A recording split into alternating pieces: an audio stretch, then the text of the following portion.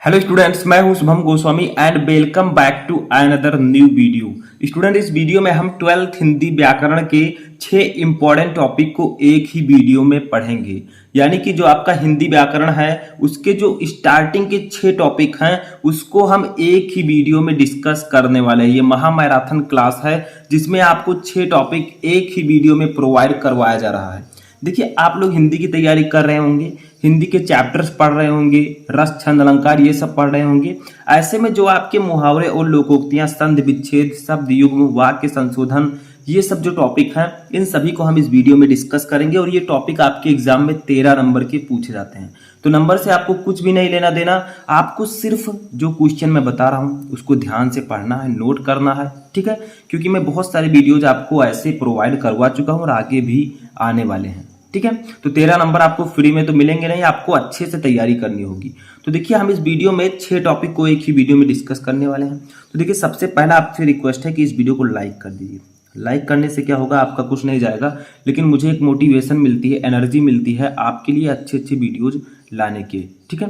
तो सबसे पहला देखिए टॉपिक हमारा है मुहावरे और लोकोक्तियां। फर्स्ट टॉपिक यही है। तो इसमें हम लोग क्या करते हैं आपको पता होगा।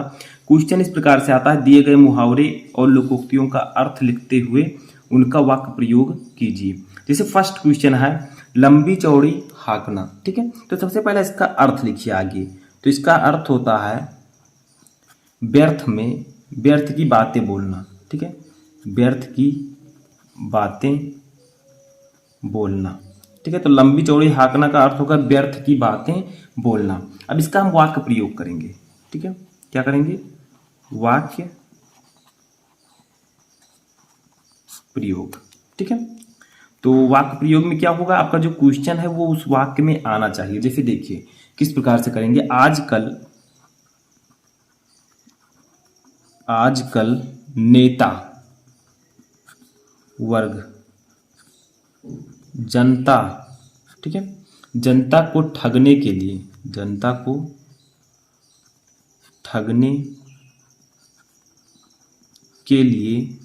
क्या करते हैं? लंबी चौड़ी हाँकते हैं, ठीक है। लंबी चौड़ी हाँकते हैं। तो इसी प्रकार से आपको वाक्य प्रयोग करना है। देखिए, जो आपका क्वेश्चन था लंबी चौड़ी हाँकना, वो इस वाक्य में आ चुका है। इसी को हम कहते हैं वाक्य प्रयोग, ठीक है।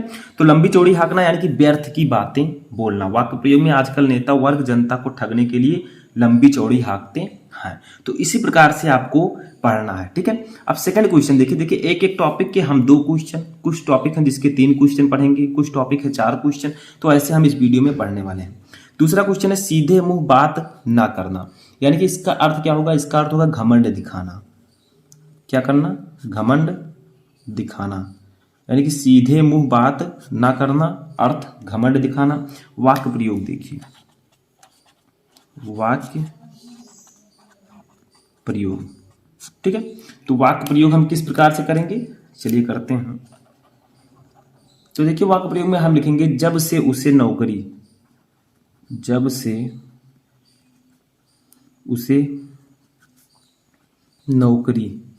ठीक है, नौकरी मिली है,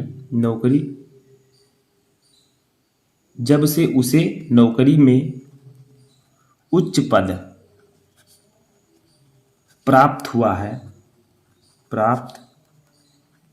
हुआ है, वह किसी से भी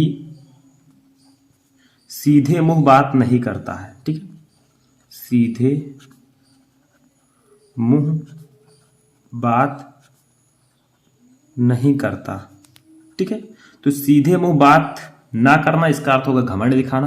तो देखिए जब से उसे नौकरी में उच्च पद प्राप्त हुआ है, यानी कि नौकरी में उससे ऊंचा वाला पद मिला है, ठीक है, सैलरी अच्छी मिलती है, वह किसी से भी सीधे मुंह बात नहीं करता। तो देखिए सीधे मुंह बात करना इस वाक्य में आ चुका है। तो यही होगा आपका वाक्य प्रयोग। तो देखिए 2 मैंने आपको मुहावरे बताए, ठीक है। अब हम दूसरा टॉपिक पढ़ेंगे संधि विच्छेद। ये आपका ऑब्जेक्टिव होता है, यानी कि बहुविकल्पीय, ठीक है। तो इसमें आपको करना क्या है, सही आंसर लिखना होगा। जैसे देखिए फर्स्ट है ममतालय का संधि विच्छेद है।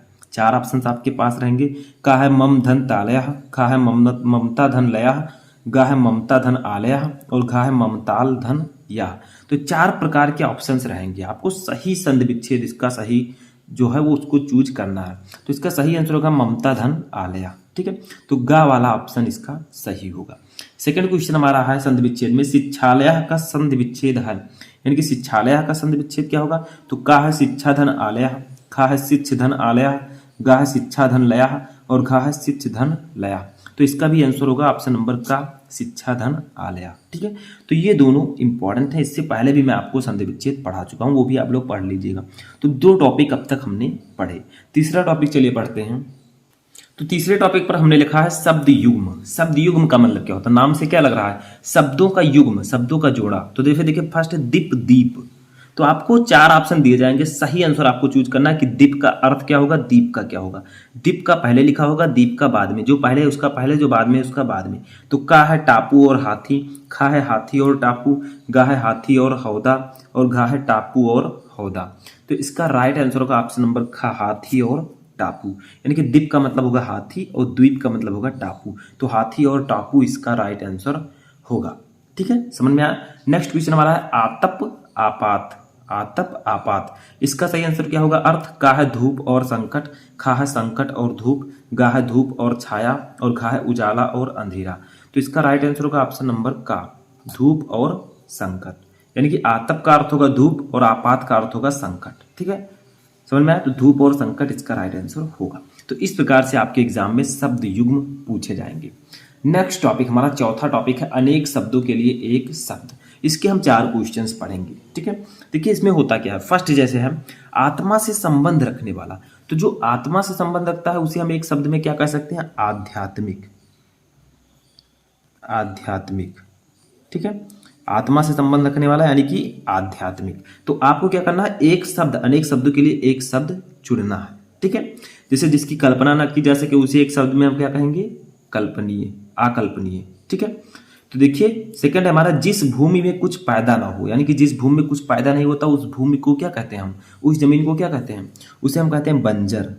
सुना होगा ना आपने, या फिर ऊसर, ठीक है।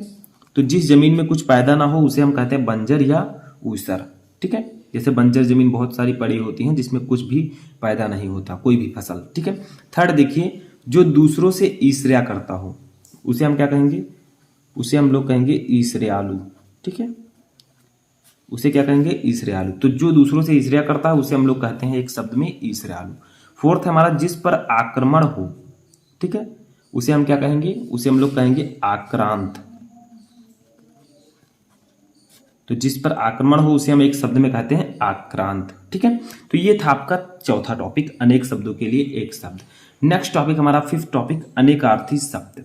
इसमें क्या होता है? अनेकार्थी शब्द मतलब पर्यायवाची शब्द या समानार्थी शब्द, इसके कई नाम हैं। आप लोग पढ़े होंगे पहले वाले क्लास में, इस हाई स्कूल में या फिर 9th में, कि पर्यायवाची शब्द, ठीक है, समानार्थी शब्द। तो वही अनेकार्थी शब्द है। यानी कि कन्या जैसे है तो इसको हम और किन नाम से जानते हैं? तो कन्या को हम लिख सकते हैं लड़की, लड़की को भी कन्या कहते हैं, यानी कि अर्थ एक ही होगा लेकिन शब्द अलग अलग होंगे। या पुत्री कह सकते हैं, ठीक है, या लिख सकते हैं कन्या, राशि, ठीक है, तीनों में से कोई भी लिख सकते हैं। दूसरा है काम। काम को हम और किस नाम से जानते हैं? कार्य। कार्य भी हम काम को कहते हैं। व्यापार, ये भी काम का पर्यायवाची शब्द होगा, समानार्थी शब्द। नौकरी, नौकरी करते हैं तो भी आपको काम करना है, ठीक है। और वासना, तो ये सब होंगे काम के पर्यायवाची शब्द या अनेकार्थी शब्द। इसी प्रकार से आएगा, आपको लिखना होगा। Next topic and last topic हमारा है 6th टॉपिक। तो देखिए ये टॉपिक हमारा है वाक्य संशोधन। वाक्य संशोधन का मतलब वाक्य में कुछ गलतियां होंगी उसको आपको सही करके लिखना होगा। जैसे आप लोग इंग्लिश में पढ़ते हैं, इंग्लिश ग्रामर में सिंटैक्स, करेक्शन ऑफ सेंटेंसेज, वाक्य संशोधन, ठीक है। वाक्य में कुछ त्रुटियां होंगी उसको सही करके लिखिए। जैसे देखिए मुझे उपरोक्त नियम स्वीकार है। अब इसमें गलती क्या है? इसमें आपको सिर्फ उपरोक्त के स्थान पर लिख देना है। ये लिखिए मुझे, सॉरी इधर लिख देता हूँ, मुझे उपरोक्त के स्थान पर लिख देना है उपर्युक्त। उपर्युक्त आप लोग बहुत सारे स्थान पर लिखे हुए देखते होंगे, तो उपरोक्त के स्थान पर उपर्युक्त लिख देना है, ठीक है। नियम स्वीकार है, ठीक है, स्वीकार है, तो मुझे उपयुक्त नियम स्वीकार है। नेक्स्ट हमारा है प्रज्ञा गुणवान स्त्री है। तो देखिए प्रज्ञा एक लड़की है, स्त्रीलिंग है, इसके लिए हम गुणवान का यूज नहीं करेंगे क्योंकि ये गुणवान जो है वो पुरुषों के लिए किया जाता है। प्रज्ञा के लिए हम क्या यूज करेंगे? गुणवती। ठीक है, गुणवती स्त्री है। अब जैसे यहां पर लिख दिया जाता कि प्रज्ञा कवि है, प्रज्ञा एक महान कवि है, तो आपको क्या करना है? कवि थोड़ी ना है वो, क्योंकि कवि हम पुरुषों के लिए यूज करते हैं, महिलाओं के लिए हम यूज करेंगे कवित्री। ठीक है, समझ में आया? तीसरा देखिए, तीसरा वाक्य संशोधन है, पेड़ में फल लगा है। अब पेड़ में फल लगा है या पेड़ पर फल लगा है, तो आपको ये ऐसे ही सही करना होगा। तो पेड़ पर फल लगा है। ठीक है, तो इस प्रकार से आपको वाक्य में जो गलतियां होंगी उसको करेक्शन करके, उसका सुधार करके आपको लिखना होगा। तो यहाँ पर 6 टॉपिक मैंने आपको एक वीडियो में बताया। ठीक है, अब आप लोग कहेंगे सिर्फ 2-2 3-3 क्वेश्चन आपने बताया, 4-4 क्वेश्चन और भी क्वेश्चन लाइए। तो हम आपके लिए ऐसे वीडियोस प्रोवाइड कराते रहते हैं, टाइम से अलग अलग प्रकार के क्वेश्चन आपको प्रोवाइड कराते हैं। तो जो पहले मैंने वीडियो बना रखे हैं उसको आप लोग जाकर देख सकते हैं। सिर्फ आपको सर्च करना है 12th हिंदी व्याकरण इंपॉर्टेंट टॉपिक शुभम लेक्चरर, आपको वीडियो मिल जाएगा। ठीक है, कोई भी टॉपिक सर्च करना है, चैनल का नाम लिख दीजिए, आपको सभी इंपॉर्टेंट वीडियोज मिल जाएंगे। कैसा लगा आपको ये वीडियो कमेंट बॉक्स में बताएं।